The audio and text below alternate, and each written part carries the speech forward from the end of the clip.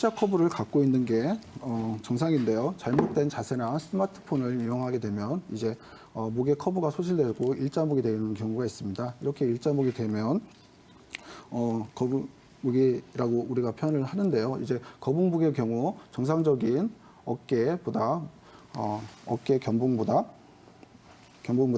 귀 구멍이 앞으로 5cm 정도 앞으로 나와 있게 되겠고요. 그래서 상부경추 같은 경우, 상부경추는 경추 1, 2번을 얘기를 하는데요. 요 1, 2번 같은 경우는 경추가 뒤로 많이 신전이 되겠고요. 하부경추 5, 6, 7번 같은 경우는 앞으로 과도하게 굴곡이 되는데, 이렇게 굴곡이 되다 보면 목 주변에 있는 근육이 긴장을 하고, 그래서 목이 뻣뻣하고 불편감을 느끼게 되는데요. 대부분의 이제 청소년들 같은 경우 이런 경우 어떤 방법을 쓰냐면은 자기 목이 불편하니까 목을 한쪽으로 이렇게 꺾는 경우가 있습니다. 이렇게 뚝뚝 꺾어서 목에서 소리 내면서 시원하다고 하는 경우가 있는데요. 만약 이렇게 하는 경우라고 하면 요 꺾인 쪽 반대편에서는 인대들이 많이 늘어나고 반대쪽에서는 이제 관절과 디스크가 많은 압박을 받게 되는데요.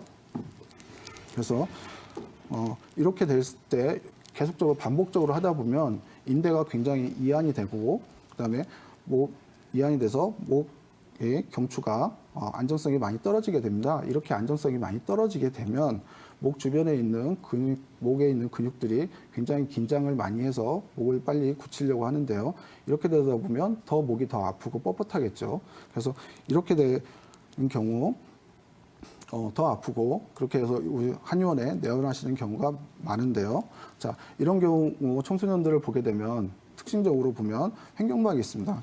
흉추에 횡격막이 있는데, 이 횡격막은 호흡을 주관하는 근육이라 할 수가 있겠는데요.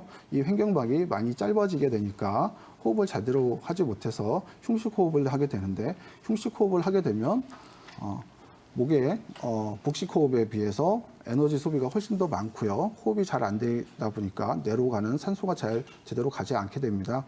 이런 경우 공부를 하는데 학습에도 많은 지장이 올 수가 있겠고요. 또 목의 통증 때문에 문제가 많이 생기는데요. 이런 경우 추나 치료로 횡격막을 풀어주고 목 앞에 있는 근육과 어깨 근육을 풀어주고, 추나 치료로 이제 경추에 있는 커브를 제대로 살려주는 치료를 해주게 되면 자세도 빨리 교정이 되고 좋은 효과를 볼 수가 있겠습니다.